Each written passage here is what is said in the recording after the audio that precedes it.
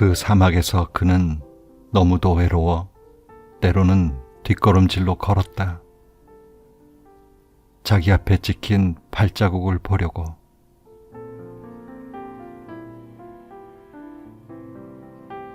책 읽는 다락방의 죄입니다.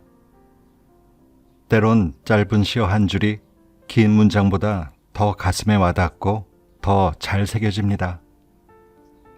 그래서 제가 가끔 시집을 소개해드리곤 하는데요. 오늘은 나태주 시인이 서툴고 힘든 인생 여정에서 위로 삼아 읽으면 좋을 시들, 자신의 신작시를 포함한 국내외 인생 선배 시인들의 시들을 모아 엮은 처음 사는 인생 누구나 서툴지란 시집을 소개해드리려고 합니다. 나태주 시인은 60년이나 시를 써왔는데도 시 쓰는 일이 늘 자신이 없다고 말씀하신다고 합니다. 하물며 처음 사는 인생 속에서 처음 겪는 일들은 오죽할까요? 비슷한 일들을 앞서 겪은 사람들을 보며 나름 조심한다고 하는데도 내 경우엔 또 다른 결과로 나타나는 경우가 많지 않나요? 이런 걸 보면 우리의 삶은 남 보기엔 멀쩡해 보이더라도 다 어렵고 힘든 것 같습니다. 인적 없는 산길을 혼자 가는 사람같이란 제목으로 이 시집 서두에 쓰신 글이 있는데요. 저자는 인생에 대해 이렇게 생각하고 계시네요. 인생이란 무엇일까? 그 의미를 정확히 아는 사람은 아마도 없을 것입니다. 더하여 어떻게 사는 인생이 좋은 인생인지 아는 사람은 더욱 없을 것입니다. 모르고 사는 것이 인생이고 어떻게 살면 좋을지 모르고 사는 것이 또한 인생입니다. 어쩌면 누구나 처음 사는 인생이기 때문에 그럴 것이고 아무리 살아봐도 낯설고 서툰 것이 인생의 본질이기 때문에 그럴 것입니다. 애당초 우리네 인생은 선택한 인생이 아니고 던져진 인생입니다. 말하자면 눈 감은 인생이란 것이죠. 인생이란 10분이나 15분쯤 상영시간이 지난 영화관에 들어가 영화를 보는 것과 같다. 정말로 인생이란 그렇다고 생각합니다. 어떻게 해야 할까요? 다른 도리가 없죠. 앞에 영화 줄거리를 짐작하면서 남은 장면을 차근히 보아야 할 일입니다. 그렇죠. 불평하거나 포기할 일이 아닙니다. 머뭇거릴 일도 아닙니다. 그때부터라도 열심히 최선을 다해서 자기의 인생을 열어나가야 할 일입니다. 어두운 밤중에 깜빡이는 호롱불 하나 의지하고 밤길을 가듯 앞으로 헤쳐나가야 할 일입니다. 나만 그런 것이 아니라 다른 사람들도 그렇다고 생각해 보면 훨씬 마음이 편해질 것입니다. 이미 앞서간 사람들도 그렇게 서툴고 낯선 인생을 살았다고 생각하면 더욱 마음이 편해질 것입니다. 억울한 마음도 답답한 심정도 조금씩 내려앉을 것입니다. 여기 산길이 있다고 합시다. 아무도 지나다니는 사람이 없는 적막한 산길입니다. 그 길 앞에 서 있는 한 사람이 있습니다. 가기는 가야겠는데 아무도 가는 사람이 없어 앞으로 발길을 내딛기가 두렵습니다. 하지만 그는 그 길을 가야 합니다. 한 발자국 한 발자국씩 걷습니다. 걷다 보니 두려움과 불안이 조금씩 사라집니다. 자기와 함께 걷는 누군가가 있다는 생각이 듭니다. 누굴까요? 오래전 그 산길을 걸었던 사람이죠. 한 사람이 아니고 여러 사람입니다. 바로 산속에 산길을 내준 사람이죠. 이제 그는 혼자서 가는 산길이 하나도 두렵지 않습니다. 정다운 마음마저 듭니다. 바람소리, 새소리도 낯설지 않습니다. 마음속으로 두런두런 보이지 않는 사람들의 목소리를 듣습니다. 아, 앞서간 사람들도 이렇게 나처럼 외롭고 적막하게 산길을 갔었구나. 우리네 인생도 마찬가지입니다. 누군가 앞서간 사람의 마음을 읽게 된다면 서툰 인생, 불안한 인생, 낯선 인생이 훨씬 좋아질 것입니다. 도움이 될 것이고 그 어두운 마음이 밝아질 것입니다. 나만 힘들고 외로운 게 아니라는 거. 앞서간 시인들이 시를 통해 일러주는 인생 조언들이 독자들에게 위로가 되길 바라며 힘든 여정 함께하자고 선생님은 말씀하십니다. 이 시집에는 나태주 시인의 신작시를 포함해 국내외 시 93편과 산문 4편이 수록되어 있는데요. 이 가운데 여러분과 함께 나누고 싶은 글들을 골라 소개해드리겠습니다. 외로움 없이 어찌 인간이 깊어진다 하랴. 외롭다고 말하는 사람이 많은 요즘입니다. 우리는 외로움을 마치 병처럼 여기고 힘들어하죠. 하지만 말입니다. 인간에게 외로움은 숙명입니다. 인간은 어차피 외로움을 타고난 존재라는 말입니다. 태어남과 동시에 우리 모두는 독립체요, 단독자요, 그런 고귀한 존재이기에 외로움을 허리띠처럼 두르고 태어난 것이라 할 수 있습니다. 혼자라 외로운 것이 아닙니다. 인간 자체가 외로워서 외로운 겁니다. 외로움은 이렇듯 인간 본연의 마음, 뿌리 깊은 정서입니다. 많은 사람들이 외로움을 어떻게 다스리며 살아야 할지 몰라 힘겨워합니다. 나이의 문제가 아닙니다. 젊은 사람도 나이 많은 사람도 외로움과 공존하는 법을 몰라 헤맵니다. 그럴 땐 이렇게 생각해 볼 수 있죠. 아, 인간은 누구나 외로운 존재지. 나만 외로운 것이 아니지. 하고 말입니다. 이런 생각은 일정 부분 외로움을 접어줍니다. 외로움에 적응하게 합니다. 그뿐이 아니죠. 외로움과 공존할 때 인간은 오히려 인간다워지고 우아해진다고 믿습니다. 차라리 자발적인 고독이란 말이 있습니다. 스스로 원해서 고독해진다는 말이죠. 철학자나 예술가, 나 같은 시인들이 그러합니다. 고독이란 그렇게 중요한 감정입니다. 고독한 시간 속에서 생각이 성숙해지고 예술이 깊어집니다. 외로움만 있을까요? 조금쯤 무늬가 다른 고독이라는 감정도 있습니다. 쓸쓸함은 또 다른 감정입니다.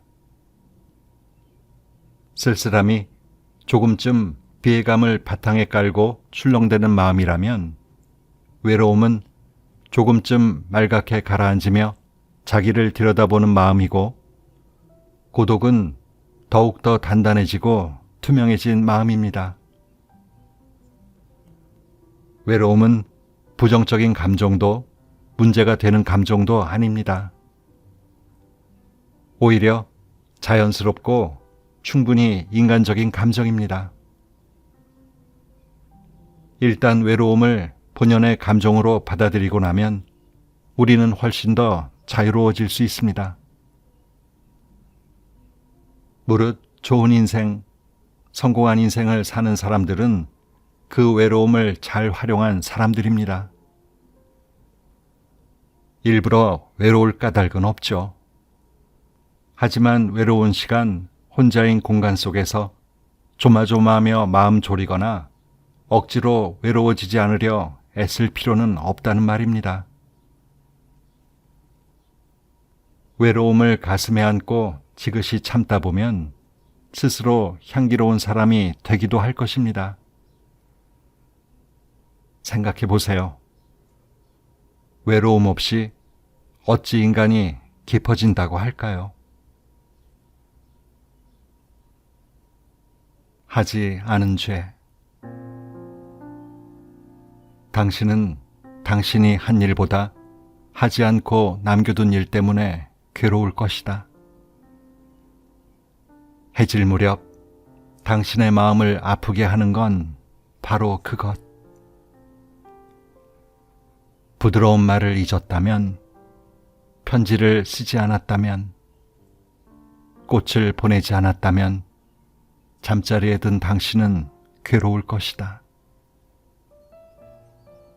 형제의 길 앞에 놓인 돌을 치워주지 않았다면, 힘을 주는 몇 마디 조언조차 해주지 못했다면, 당신의 문제를 걱정하느라 시간이 없다는 핑계로 사랑이 담긴 손길, 마음을 끄는 다정한 말투, 그것들을 소홀히 대했다면, 인생은 너무 짧고 슬픔은 너무 크다.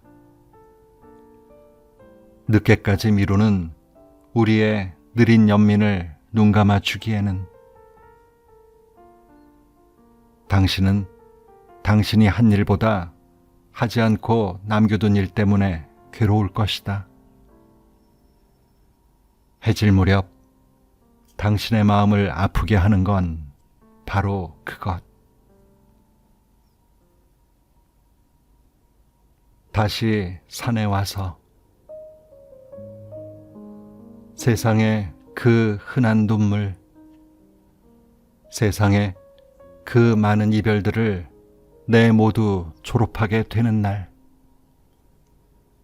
산으로 다시 와 정정한 소나무 아래 털을 잡고 둥그런 무덤으로 누워 억새풀이나 기르며 솔바람 소리나 들으며 앉아 있으리. 매새며 소쩍새 같은 것들이 와서 울어주는 곳, 그들의 애인들거정 대불고 와서 지저귀는 햇볕이 천년을 늘 고르게 비추는 곳쯤에 와서 밤마다 내리는 이슬과 서리를 마다하지 않으리.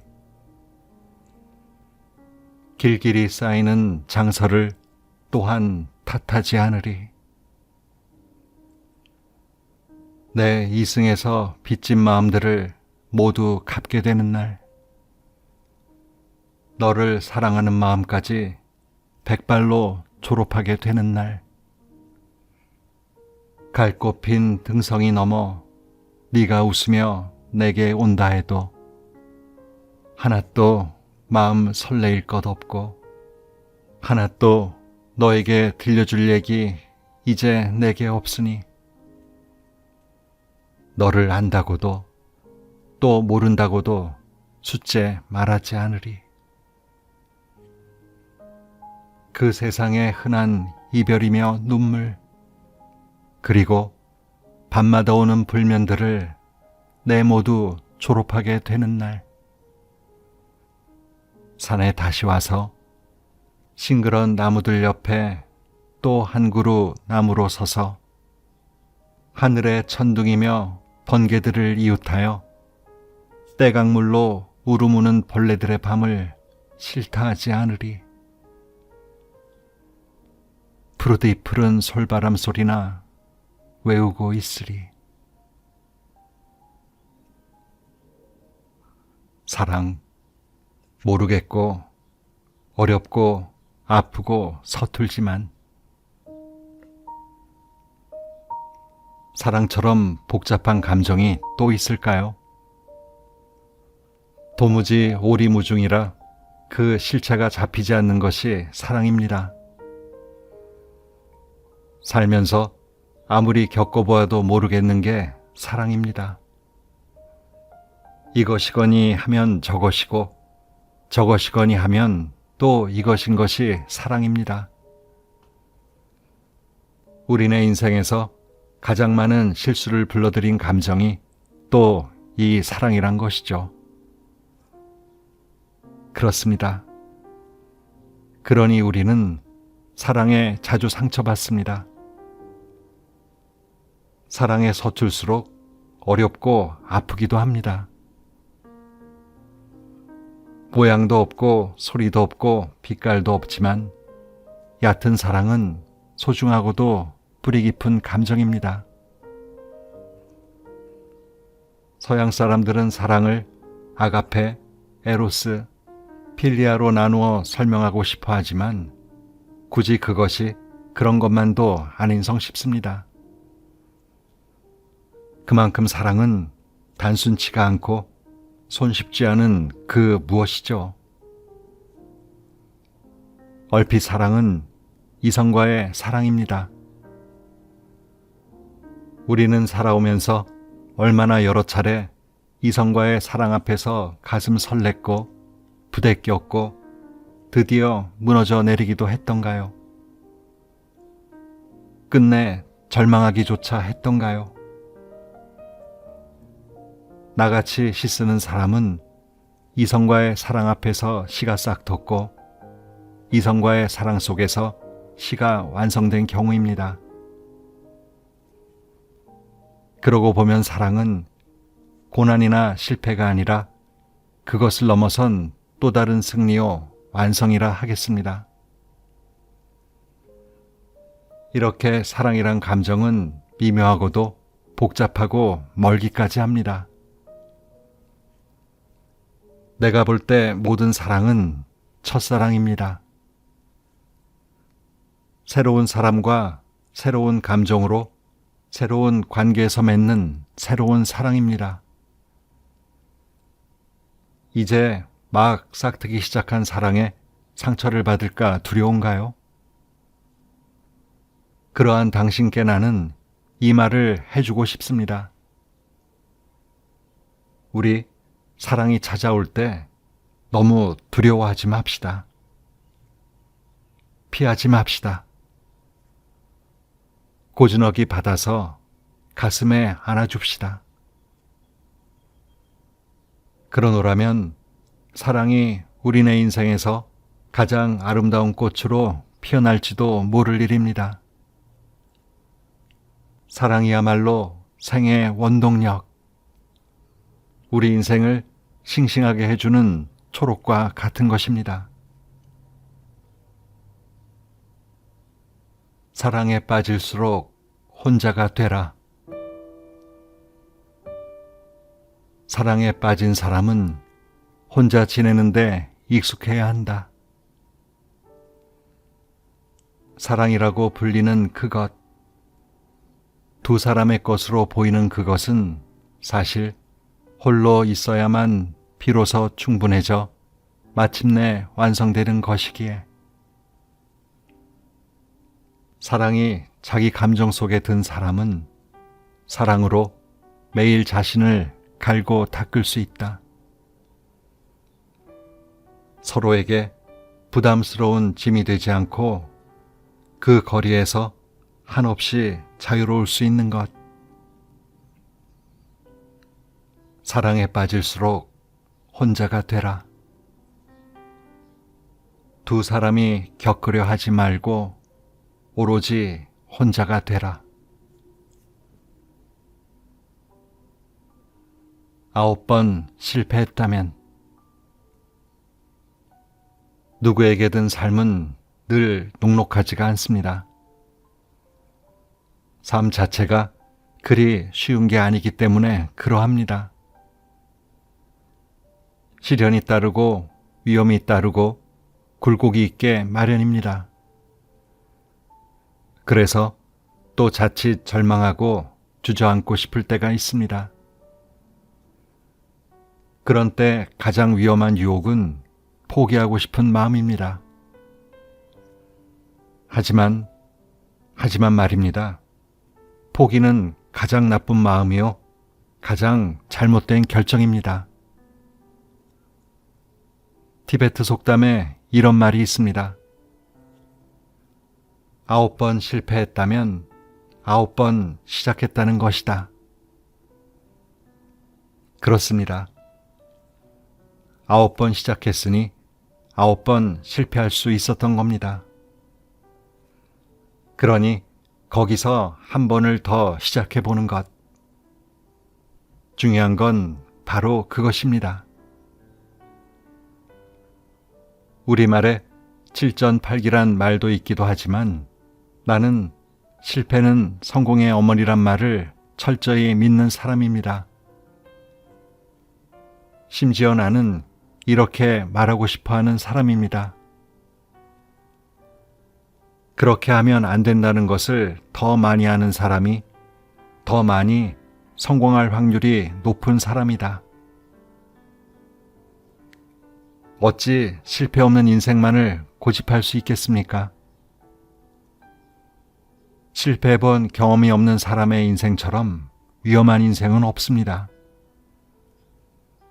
반드시 마이너를 거쳐서만 메이저가 될 수 있습니다. 땅에서 넘어진 자, 그 땅을 짚고 일어서라. 이것은 또 불교에서 하는 말씀이지만 우리가 살아갈 때 도움을 주고 용기를 북돋아주는 말입니다. 세상에서 가장 아름다운 가치는 생명의 가치요, 사랑의 가치입니다. 그 두 가지를 방해할 아무런 가치도 없습니다. 우리들의 노력과 행위는 그 두 가지를 돕고 성장시키는 데에 기여해야 합니다. 생명을 생명답게 하고 사랑을 사랑답게 하는 것. 그러기 위해 실패해도 끊임없이 일어나 앞으로 나아가는 것. 그 외에 다른 인생의 좋은 가치는 없습니다. 순댓국밥집. 마음이 허하고 아무 곳에도 기댈 곳 없는 날은 비실비실 저녁 어스름 밟으며 시장 골목길 돌고 돌아 허름한 순댓국밥집 찾아들어라. 문을 밀치고 들어서자마자 달겨드는 구수한 음식 냄새. 순댓국밥 안주하여 막걸리나 소주 마시며 크게 떠드는 사람들의 이야기 소리, 웃음소리, 덜어는 다투는 소리. 그동안 내가 찾지 못했던 세상 살 재미들이 모두 여기 이렇게 깡그리 모여 있구나. 종일 두고 무쇠솥에 국물은 끓고 김은 피어오르고 시꺼매진 벽을 등에 지고 보일 듯 말 듯 웃음 짓는 주인 아낙네. 순댓국밥 많은 일 하나로 저토록 늙어버린 주인 아낙네. 내가 그동안 잃어버린 믿어온 사람 마음과 사람의 얼굴이 여기와 이렇게 기다리고 있었구나. 비록 그들은 날마다 사는 일에 지치고 생채기 받지만 저토록 씩씩하게 자신들의 하루를 잘 갈무리하고 있으며 행복. 딸아이의 머리를 빗겨주는 뚱뚱한 아내를 바라볼 때 잠시 나는 행복하다. 저의 엄마에게 긴 머리를 통째로 맡긴 채 반쯤 입을 벌리고 반쯤은 눈을 감고 꿈꾸는 듯 귀여운 작은 숙녀. 딸아이를 바라볼 때 나는 잠시 더 행복하다. 학교 가는 딸아이 배웅하러 손잡고 골목길 가는 아내의 뒤를 따라가면서 꼭 식모 아줌마가 주인댁 아가씨 모시고 가는 것 같아 놀려주면서 나는 조금 행복해진다. 딸아이 손을 바꿔 잡고 가는 날을 아내가 뒤따라오면서 꼭 머슴 아저씨가 주인댁 아가씨 모시고 가는 것 같아 놀림을 당하면서 나는 조금 더 행복해진다.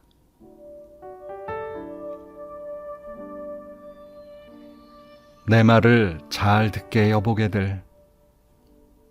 태어난다는 것은 괴로운 일, 죽는다는 것은 비참한 일이지.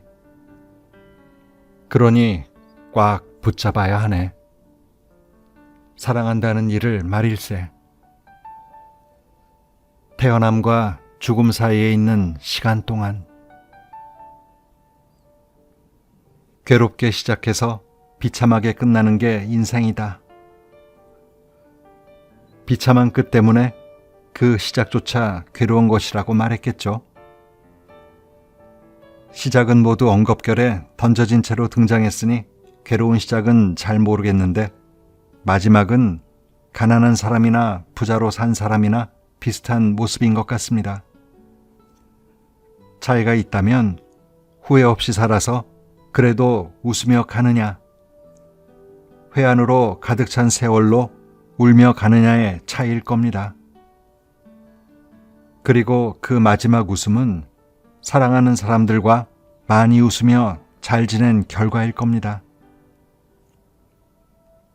태어남과 죽음 사이에 있는 시간 동안 많이 사랑하며 살아야 하는 이유가 아닐까 생각합니다. 오늘도 좋은 하루 보내세요.